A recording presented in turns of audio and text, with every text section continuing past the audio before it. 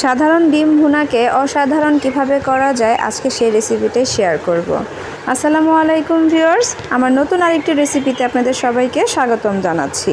আজকে তৈরি করে দেখাবো ডিম ভুনা। এই সুন্দর কালার রেখে আর দুর্দান্ত স্বাদের এই ডিম ভুনাটি কিভাবে করবেন আজকে তারই রেসিপি শেয়ার করেছি।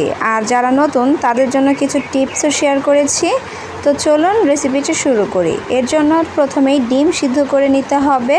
তো আমি 6টি ডিম নিয়েছি এখানে সিদ্ধ করার জন্য। আপনারা আপনাদের মানুষ অনুসারে ডিমটাকে দিয়ে দিতে পারেন। তারপরে ডিমের ভিতরে পানিটা এমনভাবে দিতে হবে যাতে ডিমগুলো পানির নিচে ডুবে থাকে। আর সামান্য পরিমাণ একটু লবণ দিয়েছি, এতে করে সিদ্ধ করার পরে যে ডিমটা ছিলবো তা যাতে খুব সহজ হয়। তো এদিকে ডিমটা সিদ্ধ হতে থাক, আমি অন্য প্রসেসগুলো করে নেই। এর জন্য প্রথমে আমি 2টা টমেটো নিয়েছি, দেখতে পাচ্ছেন। টমেটোটাকে খুব ভালো করে ধুয়ে নিয়েছি। এখন এটাকে ছোট কিউব করে কেটে নিয়েছি। তো এর মধ্যে যে বিচির অংশটা সেটা কিন্তু ফেলে দিয়েছি, একটু খেয়াল করলেই বুঝতে পারবেন। এখন এগুলোকে একটি ব্লেন্ডার জারে নিয়ে নিয়েছি। তো এর মধ্যেই আমি অ্যাড করে দিচ্ছি একটি বড় সাইজের পেঁয়াজ কুচি। এটাকে এখন খুব ভালো করে ব্লেন্ডার করে নেব। সামান্য একটু পরিমাণ পানি দিয়ে ব্লেন্ডার করে নিতে পারেন। তো আমি এটাকে কিন্তু ব্লেন্ডার করে নিয়েছি, দেখতে পাচ্ছেন। এখন এটাকে এক সাইডে রেখে দেব। তো ডিমটা কিন্তু সিদ্ধ হয়ে গিয়েছে, এখন এই ডিম ছিলার পালা। তো আমি একে একে কিন্তু সবগুলো ডিম খুব ভালোভাবে ছিলে নেব। ছিলে তারপরে এক সাইডে রেখে দেব। তো আমি সবগুলো ডিম কিন্তু ছিলে নিয়েছি। এখন ডিমের যে ছাল, সেই ছাল দিয়েই ডিমের গায়ে একটু কাট করে নিচ্ছি, এতে করে ভাজার সময় যে ডিমটা ফুটে আসে তা আর ফুটবে না। তো চুলায় একটা প্যান বসিয়ে দিয়ে তার মধ্যে পর্যাপ্ত পরিমাণে তেল দিয়ে দিচ্ছি। আমি এখানে একটু বেশি পরিমাণে তেল দিচ্ছি, কারণ ওই তেলের মধ্যেই আমি পেঁয়াজটাকে ভাজবো। তারপরে দিয়ে দিয়েছি এখানে সামান্য পরিমাণ লবণ আর একটু হলুদ। এতে করে ডিমটা আর কড়াইয়ের মধ্যে লেগে যাবে না, আর হলুদটা দিলে সুন্দর একটা কালার আসবে।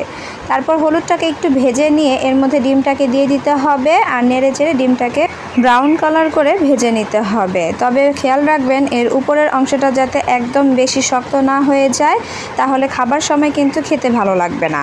তো ডিমটা যখন এরকম ব্রাউন কালার হয়ে যাবে তখন কিন্তু এটাকে উঠিয়ে নিতে হবে। ডিমটাকে উঠিয়ে সেই একই তেলে দিয়ে দিচ্ছি 1.5 কাপ পরিমাণ পেঁয়াজ কুচি। যেহেতু ডিম ভুনা করব তার জন্য আমি একটু বেশি পরিমাণে পেঁয়াজ কুচি দিয়েছি। সাথেই দিয়ে দিয়েছি একটা তেজপাতা, মাঝখান থেকে ছিঁড়ে দিয়েছি। পেঁয়াজটা যখন ব্রাউন কালার হয়ে যাবে তখন এর মধ্যে অ্যাড করে দিতে হবে টমেটোর সেই পিউরিটা। এই টমেটো দেওয়ার কারণে এটা একটু টক টক ভাব লাগবে, আর খেতে কিন্তু দুর্দান্ত মজার হবে। একবার এভাবে রান্না করে দেখতে পারেন। টমেটোটা দিয়ে কিছুক্ষণ এটাকে নেড়ে রান্না করে নিতে হবে। যখন এর থেকে কাঁচা গন্ধটা চলে যাবে তখন এর মধ্যে অন্যান্য মশলা দিয়ে দিতে হবে। প্রথমেই দিয়ে দিলাম 1/2 চামচ পরিমাণ হলুদ গুঁড়ো, 1/2 চামচের চেয়ে একটু বেশি আর 1 চামচের চেয়ে একটু কম মরিচের গুঁড়া, দিয়ে দিচ্ছি 1/2 চামচ ধনিয়ার গুঁড়া আর 1/2 চামচ পরিমাণ ভাজা জিরার গুঁড়া, আর দিয়ে দিব পরিমাণ মতো লবণ। দিয়ে এই মশলাগুলোকে খুব ভালোভাবে কষিয়ে নিতে হবে। আর এখানে ঝালটা যে যেমন খেতে পছন্দ করেন সেই অনুযায়ী অ্যাড করে দিতে পারেন। এই মশলাগুলোকে কিন্তু খুব ভালোভাবে কষিয়ে নিতে হবে, কারণ যেহেতু ডিমগুলো সিদ্ধ করা আগে থেকেই, রান্না করতে বেশি একটা সময় লাগবে না। সেক্ষেত্রে মশলাগুলো যদি কাঁচা থেকে যায় তাহলে কিন্তু এক্সট্রা একটা গন্ধ বের হবে। এর জন্য মশলাগুলোর উপরে তেল না আসা পর্যন্ত খুব ভালোভাবে কষিয়ে নিতে হবে। মশলাগুলো কষানো হয়ে গেলে এর মধ্যে অ্যাড করে দিতে হবে পানি, আর এখানে আমি 1/2 কাপ পরিমাণ পানি অ্যাড করেছি। আর পানিতে বলক আসা মাত্রই ডিমগুলোকে আমি দিয়ে দিচ্ছি। এতে করে ডিমগুলো আরেকটু সিদ্ধ হয়ে যাবে। যদি কুসুম কাঁচা থাকে এর মধ্যে কিন্তু ডিমগুলো সিদ্ধ হয়ে যাবে। আর ডিমগুলো দিয়ে প্রায় 3 থেকে 4 মিনিট রান্না করলেই কিন্তু এটা রান্না হয়ে যাবে। আর এই পর্যায়ে চুলার আঁচ লো টু মিডিয়ামের মাঝামাঝি রেখে রান্না করে নিতে হবে।